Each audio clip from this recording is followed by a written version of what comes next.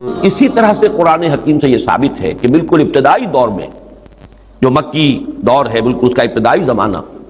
سورہ نون کے آخر میں جو مذکور ہے کہ یہ کوشش کی گئی تھی کہ کچھ ایسے لوگوں کے ذریعے سے کہ جن کی قوت ارادی ان کی نگاہوں میں بہت مرتکز ہو جاتی ہے، یہ عملیات میں ایک خاص معاملہ یہ بھی ہوا کرتا تھا، اور اب بھی شاید کچھ لوگ یہ پریکٹس کرتے ہیں کہ اگر باقاعدہ ریاضت کر کے اپنی نگاہوں میں ایک خاص قسم کی تاثیر پیدا کر لی جائے، بلکہ مولانا امین احسن اصلاحی صاحب نے اس کا تذکرہ کیا تھا ایک مرتبہ جب زمانہ طالب علمی میں نے 2 تربیت گاہیں منعقد کی تھیں، اور اس میں درس قرآن مولانا اصلاحی صاحب نے دیا تھا کہ آج کل بھی بعض لوگ یہ کرتے ہیں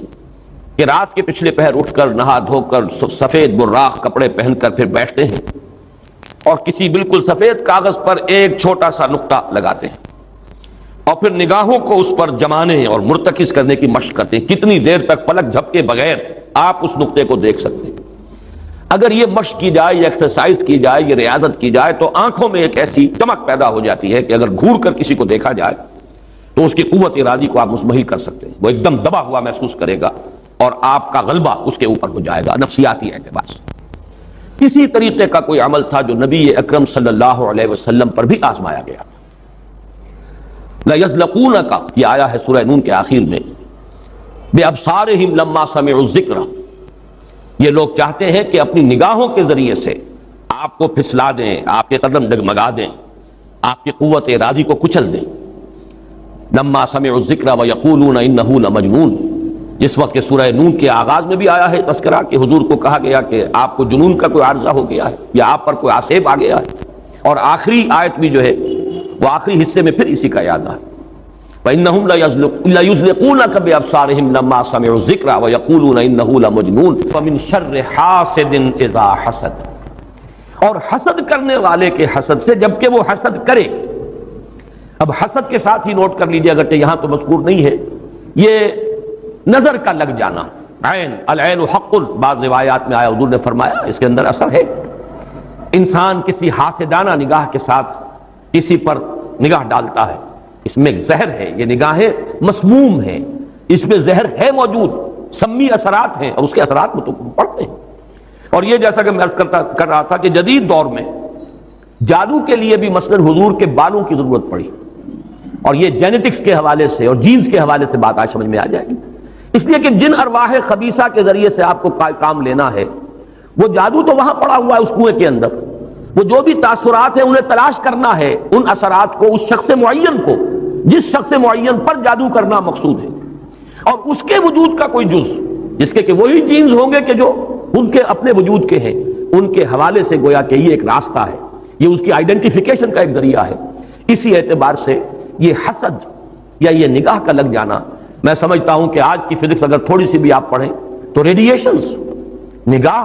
پار ہو جاتی ہے انسان کے، ایسی بھی تو ریز ہے نا، ایکس ریز کیا ہے آپ کے وجود میں سے گزر جاتی ہے، یہ ultra violet infra red rays, یہ تمام کی تمام ایکس ریز یہ کیا ہے، وجود کو چیر کر گزرتی ہیں، تبھی تو اس فلم کے اوپر اثر پڑتا ہے جو فلم کے پیچھے لگی ہوئی اور آپ سامنے کھڑے ہوئے ہیں، آپ کی ہڈیاں علیحدہ نظر آ رہی ہیں اور گوشت جو ہے وہ علیحدہ نظر آ رہا ہے، یہ تمام چیزیں آج سمجھ میں آتی ہیں۔ اور وہ فوٹونز جن کا میں نے ابھی عرض کیا 1 ملین 5 دفعہ کہیے 30 صفریں لگائیے ایک پر تو 1 ملی میٹر کا اتناواں حصہ جو ہے وہ ایک فوٹون ہے، یہ تو وجود کے اندر سرایت کر کے کہیں سے کہیں نکل جانے والی چیزیں۔ ان ریڈیشنز کے حوالے سے ایٹمک ایکسپلوژن جو ہے اس کی ریڈیشن ہے جو آپ کو معلوم ہے کہ جو ذرا ذرا سے حادثے ہو رہے ہیں، چرنوبل میں ہوا ہے، کہیں ہو گیا تھا بھوپال میں، اور اس کی پھر ریڈیشنز کے کیا کیا اثرات ہوئے، وہ شے نظر تو نہیں آتی، غیر مرئی چیزیں۔ آج کی دنیا میں جب آپ ESP کو مان رہے ہیں، ایکسٹرا سینسری پرسیپشن، نہ آپ کے کانوں کے ذریعے سے آپ کو پرسیپشن حاصل ہوئی ہے، نہ آنکھوں کے ذریعے سے، آپ کے سینس آرگنز انوالوڈ ہی نہیں ہے، but you are having perception, extra sensory perception. اسی طریقے سے ٹیلیپیتھی ہو رہی ہے، ایک بات آپ اپنے دل کے اندر، اپنے ذہن کے اندر جماتے ہیں، مرتکز کرتے ہیں، اور جس شخص کے ساتھ آپ چاہتے ہیں رابطہ اس تک اس بات کو منتقل کر دیتے ہیں، یہ سب کچھ کیا ہے؟ اس کے بعد تو اس دور میں بھی اگر کوئی لوگ بات کریں من شر حاسد اذا حسد، اور عقد کے ساتھ اس کو جوڑا گیا ہے، ومن شر النفاثات فی العقد ومن شر حاسد اذا حسد، لیکن محض ردیف یا قافیہ یا فواصل کی رعایت سے قرآن میں کچھ نہیں ہے، وہ اس کا ایک فیکٹر، اس کا ایک عامل ہو سکتا ہے، لیکن محض اس کی بنا پر نہیں مانا جائے گا، تو اس میں یقیناً کوئی اور حکمت ہے، اور وہ حکمت تقسیم کی گئی ہے، ہمارے مفسرین نے تو اس کو یوں بیان کیا ہے ایک حسد وہ ہے کہ جو دل میں پیدا تو ہے، آدمی کے اندر ہے، لیکن یہ کہ وہ اس کو باقاعدہ کوئی ایک ہمت کے ساتھ اور اپنے ایک عزم کے ساتھ، ارادے کے ساتھ بروئے کار نہیں لا رہا، تو اس حسد کے اثرات نہیں ہوں گے، اس سے پناہ مانگنے کی ضرورت نہیں ہے۔ میں اس کو اس انداز میں تو میرا ذہن سے قبول نہیں کرتا، اس لیے کہ حسد اگر پوٹینشلی ہے اندر تو اس کے اثرات ہوں گے، وہ ریڈیشن تو ہوگی، چاہے اس کا ارادہ ہو چاہے نہ ہو، وہ کیفیات جو ہے وہ اس کے سانس سے، اس کی آنکھ سے، اس کے وجود سے، وہ اندر اگر زہر گھل گیا ہے تو اس کے وجود سے نکلنے والی ساری شعاعیں جو ہیں ان کے اندر وہ اثر موجود ہوگا، وہ مسموم ہوں گی، زہر ان میں ملا ہوا ہوگا، اس کے اثرات ہوں گے۔ البتہ یہ کہ اس کے دو درجے ہم قائم کر سکتے ہیں، اور وہ یہ کہ ایک ہے غیر شعوری حسد،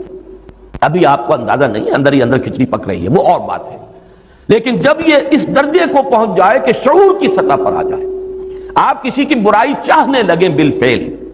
آپ چاہیں کہ اس کے اندر اگر یہ فضیلت کی بات ہے تو یہ سلب ہو جائے، اس کو پاس اگر یہ نعمت ہے تو یہ نعمت اس سے چھن جائے، مجھے مل جائے، یہی ہے اصل میں جس کو غبطہ اور حسد کا فرق کہا جاتا ہے۔ اور ایک جگہ پر حضور نے ایک حدیث میں لفظ حسد استعمال کیا ہے، لیکن مراد اس سے غبطہ ہے۔ لا حسد الا فی اثنین، کوئی حسد نہیں کیا جانا چاہیے سوائے دو اشخاص سے، ایک وہ جسے اللہ نے علم دیا ہے اور وہ علم پھیلا رہا ہے تو اس سے بھی اگر حسد پیدا ہو جائے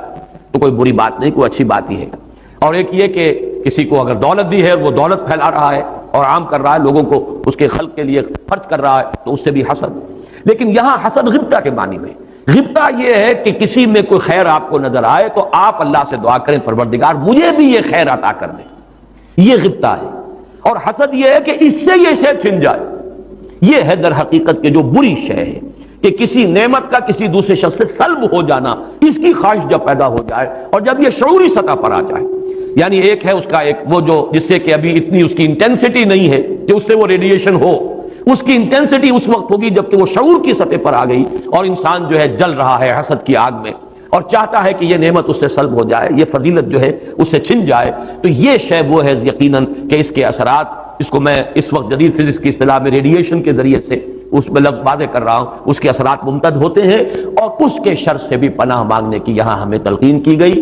تلقین محمد الرسول اللہ صلی اللہ علیہ وسلم کو ہوئی اور آپ کی وساطت سے ہم سب کو ہو رہی ہے۔ قل اعوذ برب الفلق من شر ما خلق ومن شر غاسق اذا وقب ومن شر النفاثات في العقد ومن شر حاسد اذا حسد۔ میں جب بھی یہ سورت پڑھتا ہوں تو اگرچہ یہ کہیں مجھے یعنی کوئی معصور تو یہ شے نہیں ملی ہے، لیکن اس کے فوراً بعد بالکل کسی تصنع کے بغیر میرے یہ الفاظ بھی زبان پر آ جاتے ہیں۔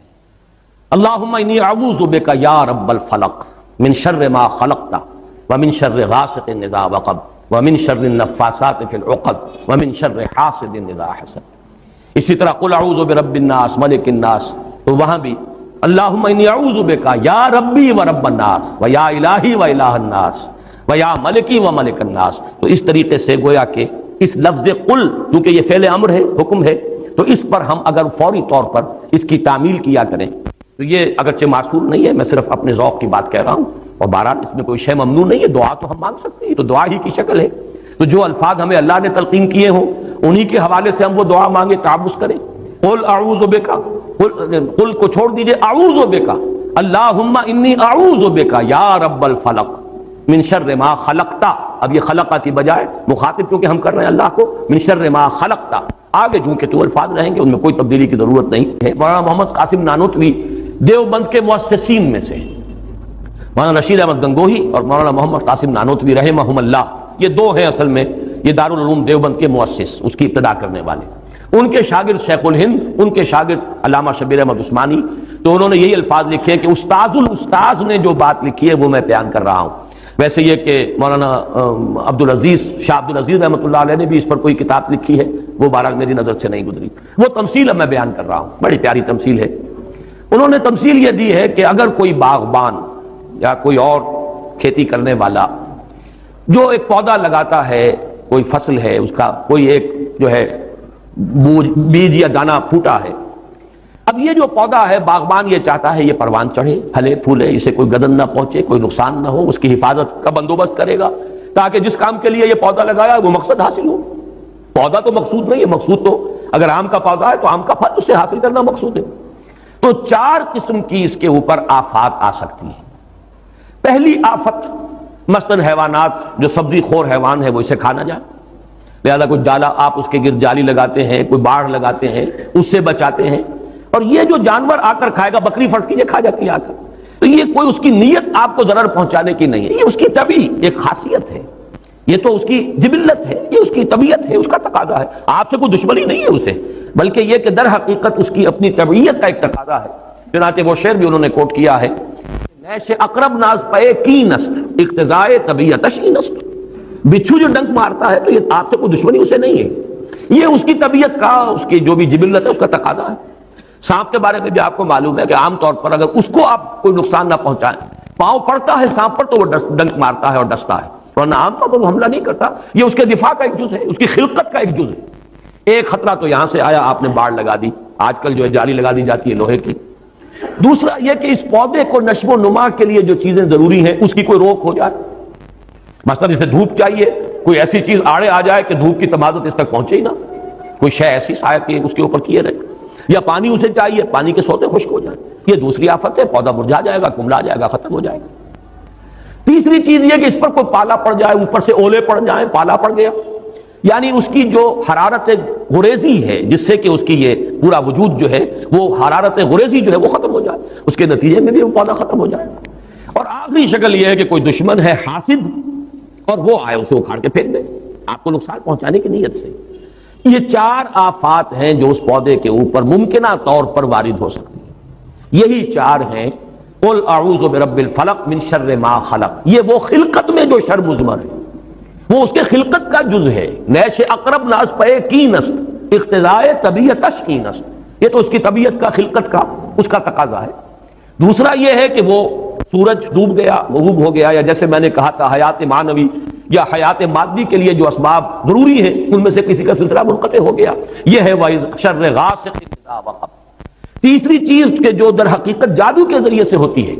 کہ اندر آپ کے کوئی ایسی شے ہو گئی جس سے آپ کے طبائع اور قوائے طبیعہ جو ہے وہ کچھ